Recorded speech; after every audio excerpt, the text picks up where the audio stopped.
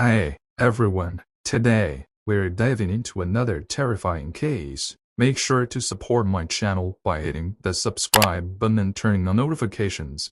Secrets everyone has them, hidden truths, buried beneath layers of routine and normalcy. Some secrets are harmless, but others can't shatter lives. In the quiet town of Deer Park, Washington, a shocking crime sound waves of fear through the close-knit community. A mother beloved, respected, seemingly devoted was at the center of the town's most disturbing case in history. As investigators peel back the layers of her seemingly perfect life, they unearthed dark truths that twisted the case in unimaginable ways. And when the truth was finally revealed, that it was more shocking than anyone could have ever imagined. Shannon Caroline Starbuck, born Shannon Conway on April 19, 1969, in Anderson, Indiana, had an upbringing rooted in faith and family values. The youngest of three siblings, in a deeply religious household, she was shielded and protected by her two older brothers. But life took an unexpected turn when she was just 8 years old. Her parents divorced, and Shannon, along with her siblings, moved with their mother to sunny Florida. Florida brought changes, but also new beginnings.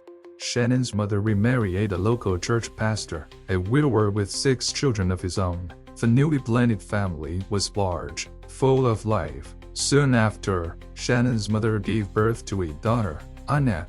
Growing up in a house filled with siblings and faith, Shannon always dreamed of having a big family of her own one day. She had a creative spirit, excelling in school. She loved math and science, her true passion, art and design. Her friends and teachers described her as kind, outgoing, warm-hearted. After high school, Shannon pursued her dreams, enrolling in a prestigious college and later continuing her studies in Tallahassee, Florida. She secured a scholarship in design and decoration, proving her talent and ambition. Though she wasn't drawn to the wild college parties, she thrived in social settings, making friends easily and always being at the center of any gathering. And in 1989, at the age of 20, her life took a dramatic turn. She met Clay Starbuck. Clay Joshua Starbuck, 4 years her senior, was a man of resilience and determination. Born in a rural town in Oregon on February 10, 1965, he was the eldest of 2 siblings. His family later moved to Alaska, where he graduated high school, earned a degree in engineering, and secured a stable career in the industrial sector. Life had already thrown its challenges at Clay. He had been married before, had 2 children, and had gone through a painful divorce. Fate had its own plans. During a visit to relatives in Florida, Clay attended a Sunday church service, and there, sitting among the congregation, was Shannon. Their eyes met, and in that instant, a spark ignited. Despite his past, Shannon saw something in Clay's strength, loyalty, and a shared devotion to faith. She wasn't deterred by his divorce or the custody battle he was fighting for his 2 children. Love blossomed quickly, and in June 1990, just 8 months after meeting, they tied the knot in a beautiful Florida wedding. With unwavering love, Shannon embraced Clay's children as her own, ready to build the family she had always dreamed of. Their new life began in Denver, Colorado, where Clay finally won custody of his children. Soon after, Shannon and Clay welcomed their first child together, a son named Austin. Their family grew rapidly. 2.5 years later, another son, Blake, was born. In 1996, they welcomed their daughter, Logan. By this time, Shannon was not only raising 3 biological children, but also nurturing her 2 stepchildren. She embraced the role, wholeheartedly devoted to creating a loving and warm home. But life had its challenges. Clay's work as an engineer on an Alaskan oil pipeline kept him away for long stretches, a month at home, followed by another month away. Tired of the distance, Shannon made a bold decision in 1996 to move the entire family to Valdez, Alaska, to be closer to him. What she hadn't anticipated, however, was the toll the harsh climate would take on her children. Frequent illnesses, the need for specialized care for their youngest daughter. Life became difficult. In 1998, Shannon gave birth to their fourth child together, Serena. But within months, she realized it needed stability. She packed up and moved back to Denver, taking the children with her. Clay continued his rotational work schedule, splitting his time between Alaska and Colorado. Then, the marriage cracked. By 2000, Shannon discovered the truth. Clay had been unfaithful, engaged in a romantic relationship with a coworker in Valdez. The revelation shattered their marriage. The divorce proceedings turned bitter. Both sides hurled accusations. Clay accused Shannon of infidelity, inappropriate behavior claims she adamantly denied. And then, the court sided with Shannon, granting her full custody of the children due to Clay's demanding work schedule. Now 30 years old, Shannon relocated once more, this time to Phoenix, Arizona. Determined to rebuild her life, she ventured into the world of online dating. And there, she met him, a man who would become a pivotal part of her next chapter. But what no one could have predicted was the sinister turn her life was about to take. As investigators in Deer Park, Washington, delved into her case years later, they unraveled a tangled web. A web of lies, deception, betrayal. What started as a simple crime investigation was spiraled into one of the most disturbing cases the town had ever seen. And when the identity of the person responsible was finally revealed, the truth was even more terrifying than anyone had imagined. Shannon and Clay's love story was anything but smooth. From the beginning, their relationship was filled with tension, frequent arguments, unresolved misunderstandings, and a growing emotional distance. It wasn't long before the love that had once drawn them together began to fade. Their first breakup happened almost as quickly as their romance had begun. But then, Shannon had a change of heart. She reached out to Clay, suggesting they give their relationship another try. Clay didn't hesitate. Before long, the former spouses were living under the same roof, again though they never officially remarried. In 2001, Shannon gave birth to a baby boy, Marshall. Clay had his suspicions about the timing of Shannon's pregnancy. He believed she had been involved with another man before their reconciliation, but instead of questioning it further, he chose to accept Marshall as his own, giving the boy his last name. Despite their efforts to make things work, old wounds lingered beneath the surface. Yet, in 2006, they decided to take the plunge, once again remarrying and purchasing a house in Deer Park, Washington, a quiet, picturesque town with a population of just over 3,000. It seemed like the perfect place to raise their children and build a peaceful life. But in reality, little changed. Clay continued working a rotational schedule, spending every other month away, while Shannon stayed home with the kids. She quickly became a beloved member of the local community, active in their church, and well known for her involvement in town events. Still, the long separations and the unresolved tensions between them eventually took their toll. By 2010, both Shannon and Clay had begun seeing other people. Their marriage had become nothing more than a formality, and finally, they decided to call it quits, divorcing for the second time. By then, Clay's older children from his previous marriage and his eldest son with Shannon, Austin, had already moved out. Shannon was left to care for their younger children. Then, just 6 months after their divorce, a tragedy struck. While working at a job site in Valdez, Alaska, Clay suffered a serious back injury. It was bad enough that he could never return to work again. With no other option, he moved back to Deer Park, pleading with Shannon for another chance. He promised her stability, love, and a second shot at the life they had once dreamed of. But Shannon refused. Undeterred, Clay purchased a small house just over a mile away from Shannon's. He wanted to stay close to his children, even if his marriage was being saving. His injury qualified him for disability benefits, but the payments barely covered his expenses. On top of that, child support became a constant source of conflict between him and Shannon. Their relationship, already strained, grew even more bitter. Still, they tried to remain civil, at least for the sake of the children. Clay dedicated himself to being the best father he could be. Despite his physical limitations, he drove his children to school, took them to sports practices, and spent weekends planning activities to make them happy. Meanwhile, Shannon was determined to rebuild her life. At 41, she was embracing a newfound sense of freedom. She joined multiple dating websites, messaged different men, and went on frequent dates while maintaining the outward image of a devoted mother and a respected churchgoer. She was careful, never letting her private life interface with her reputation. Financial struggles after the divorce pushed her to seek a fresh start in her career. She enrolled in a dental hygiene program field that promised stability and good income.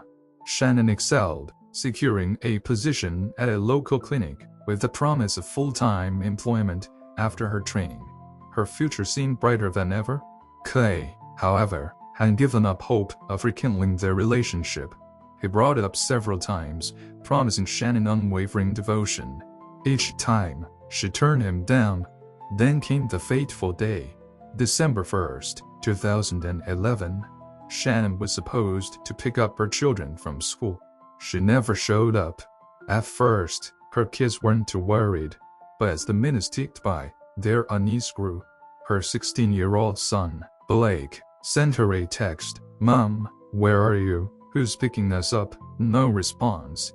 More time passed, calls went unanswered, messages remained unread. Then nearly 40 minutes later a reply finally came. Shannon's text read, "Your dad will pick you up, wait a little longer." But Clay never arrived. The children kept trying to call him, but his phone was turned off. Another 30 minutes later, another message came from Shannon's phone. "Ask Austin to pick you up." Confused, but increasingly concerned, 20-year-old Austin rushed to the school. He picked up his siblings and, unsure of what else to do, drove them to their father's house. When they told Clay what had happened, he seemed genuinely shocked. He claimed he hadn't received any messages from Shannon. But then, as if remembering something, he hesitated.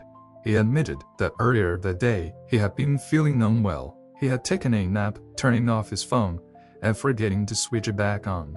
Still, something wasn't right. Where was Shannon? And if she had sent those texts, why wasn't she answering now? That day marked the beginning of a dark and chilling mystery, one that would shake their quiet town to its core. When the children told Clay they still couldn't reach their mother, he reassured them, suggesting that she might just be taking some time for herself. He told them not to worry, at least for a few more hours. That evening, Serena and Blake had a sports event at the school stadium, an occasion meant to bring together family and friends. Shannon was expected to be there, but she never showed up. Repeated calls to her phone went straight to voicemail. Worry crept into the hearts of her loved ones. Once the event concluded, Clay and the children drove to her house to check on her. As they pulled up, Shannon's car was sitting in the driveway untouched. The house was dark, eerily silent. They knocked. They called her name. Nothing. The children didn't have a spare key. Without a way inside, Clay assumed she had gone out on a date, lost track of time. After all, she knew the kids were staying with him that night. Maybe she was just taking the opportunity to unwind. Reassuring the kids that everything was fine, he took them home. But by the next morning, when no one, friends, family, even her mother had heard from Shannon, worry turned into alarm. Something wasn't right. Clay made the call to the police. At around 6 p.m. on December 2nd, two patrol officers arrived at Shannon's house. Everything seemed normal. No signs of forced entry, no broken windows, no struggle. Just an empty house. Without clear evidence of foul play, they couldn't force their way in. So, they left. Then, another call came in. This time, it was Shannon's mother. Panic-stricken, she told the officers she hadn't spoken to her daughter in 2 days. Clay and the children hadn't been able to tell her anything reassuring. The officers decided to wait until morning to obtain a search warrant if needed. December 3rd, 9:30 a.m. The officers returned at this time with a warrant. When they stepped inside, a suffocating silence filled the air. Nothing seemed out of place at first. No shattered furniture, no bloodstains, no immediate signs of a crime. Then they reached the bedroom. There, lying lifeless on the bed, was Shannon. Bound, gagged, bruised. Her body bore the evidence of prolonged suffering, nearly 100 injuries. Fractured fingers, broken ribs, a crushed forearm. Her throat showed marks of strangulation, both manual and with a fabric belt. And then, the most chilling revelation. Forensic experts determined she had been suffocated, likely by someone pressing down on her throat. No blood, no open wounds. But the brutality spoke volumes. The killer had left behind humiliating objects, suggesting they wanted to destroy not just her life, but her reputation. Shannon was known as a reserved, devout woman. Few knew much about her private life. Now, it seemed someone wanted to expose something darker. Her estimated time of death, sometime between the afternoon of December 1st and midday on December 2nd. And as soon as her body was discovered, all eyes turned to one person, Clay.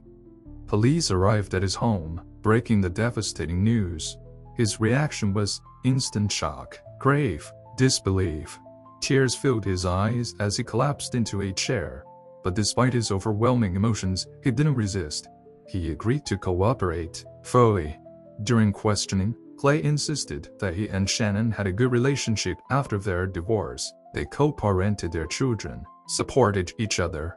He had no reason to harm her. He explained that on the morning of December 1st, his car had broken down. He called Shannon to pick up the kids instead. The rest of his day spent fixing his vehicle. Later, feeling unwell, he took some pain relievers, lay down, and accidentally turned off his phone. Hence, missing all the frantic messages, Clay answered every question. He willingly provided his fingerprints, DNA samples, even his clothes and shoes. He let them inspect his body for injuries. Nothing suggested a struggle. His children, unwavering in their belief, insisted their father would never hurt their mother. Then, Clay pointed the detectives in a different direction. Shannon's dating life. According to Clay, she had been actively meeting men from dating websites, sometimes even inviting them to her home. He suggested that one of these men might be responsible. Detectives seized Shannon's phone and laptop, and what they found raised serious concerns. She had active profiles on 3 dating platforms. She had been frequently chatting with multiple men, exchanging messages and personal photos. Now, the question loomed. Had she unknowingly invited a monster into her life? Detectives combed through Shannon's personal life, uncovering a tangled web of relationships. 2 names immediately stood out: Tom Walker and John Wilson. Tom Walker had been one of Shannon's more persistent admirers. He had frequently requested explicit photos and had engaged in disturbingly graphic conversations about domination and punishment. Shannon had even messaged him on the morning of December 1st, arranging a meetup for December 3rd. Authorities had no difficulty locating Tom. He had used his real name on the dating site, and his phone number was saved in Shannon's contacts. When investigators arrived at his doorstep, he was visibly shaken upon hearing of her death, but he adamantly denied any involvement. He cooperated fully, providing a DNA sample and presenting a rock-solid alibi. He had been at work the entire day on December 1st, before attending a family event in another city. His alibi checked out, and he was ruled out as a suspect. The second name, however, was far more elusive. John Wilson had been romantically involved with Shannon, but he had taken extreme precautions to conceal his identity. He used a fake name. His dating profile featured someone else's photos, and he always called Shannon from payphones, ensuring there was no traceable record of his contact. Tracking him down was no easy feat, but investigators finally linked him to a work computer he had used to communicate with Shannon. When they confronted him, he panicked, eventually revealing his real name, John Conlina. His fear was not just about the investigation. He was a married man, terrified that his secret affairs would destroy his family. John claimed he and Shannon had a casual, private arrangement. On December 1st, He drove to her house around noon, expecting their usual meetup. When she didn't answer the door, he tried calling from a payphone, but she didn't pick up. That evening, he returned, but her house remained eerily silent. His messages went unread. His involvement seemed suspicious, but there was no direct evidence linking him to Shannon's demise. While John's alibi was still under scrutiny, detectives couldn't ignore a more glaring suspect: Shannon's ex-husband, Clay Starbuck. Clay had every reason to resent Shannon. Their divorce had been bitter, custody battles had been relentless, and despite his attempts at reconciliation, Shannon wanted nothing to do with him. Yet, their children fiercely defended their father, insisting he was incapable of harming anyone. Clay told investigators that on December 1st, his car had broken down while taking their children to school, forcing him to call Shannon for help. But when detectives pressed him for the exact location, his hesitation raised alarms. Eventually, he named a local park, but he hadn't considered one crucial detail. Every road leading to the park was equipped with surveillance cameras. Not a single frame showed Clay's vehicle that morning. Then came another contradiction. Clay claimed he had turned off his phone to rest, something he allegedly did often. Yet, phone records revealed a different pattern: almost never turned off his device. In the past year, it had only been off twice, both due to a dead battery, and each time for no more than an hour. But on December 1st, his phone had been inactive from 9 a.m. until nearly for a suspiciously long window of silence.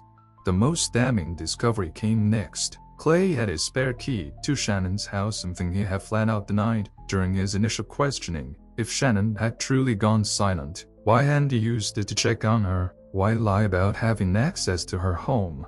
When detectives seized Clay's computer, they uncovered the depths of his obsession. He had installed spyware on Shannon's devices, tracking her messages and monitoring her phone calls. He knew every man she had been involved with, every upcoming date she had planned. He had even gone as far as showing some of these private messages and photos to their children, poisoning their perception of their mother, painting her as immoral and untrustworthy.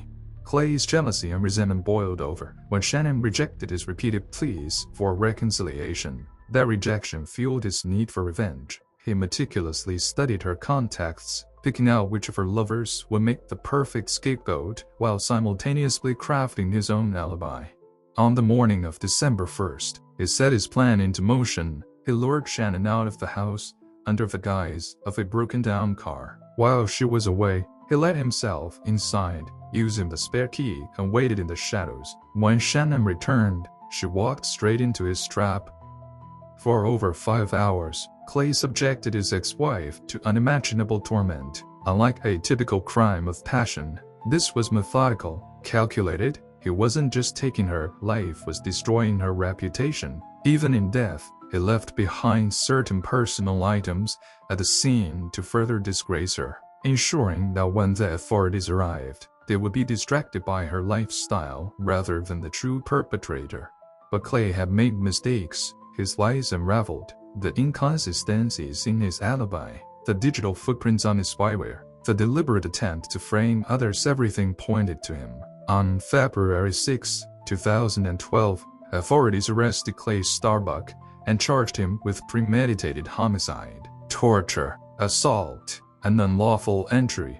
The trial began in the spring of 2013. It was a legal battlefield. Clay's defense argued that his pre-existing back injury made it physically impossible for him to overpower Shannon. His children testified in his defense, painting their mother in the darkest light possible. Convinced their father had been framed, they believed one of her many lovers must have been responsible.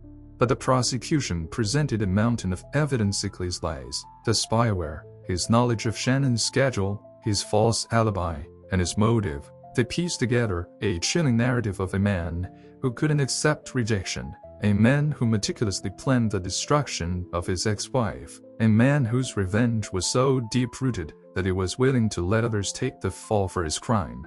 On June 8, 2013, the jury returned with a verdict guilty on all counts. Clay Starbuck was sentenced to life in prison without the possibility of parole. The court also prohibited him from contacting his younger children until they reached adulthood. The case of Shannon Starbuck was one of betrayal, manipulation, and cold-blooded revenge. Though justice had been served, the wounds they left behind would never fully heal. The children, torn between love and loss, will carry the weight of their father's sins for the rest of their lives. This was today's true story. Our aim is for people to learn from such incidents and strive to improve society. Do let us know your thoughts in the comments. If you liked this story, don't forget to subscribe to the channel. Thank you.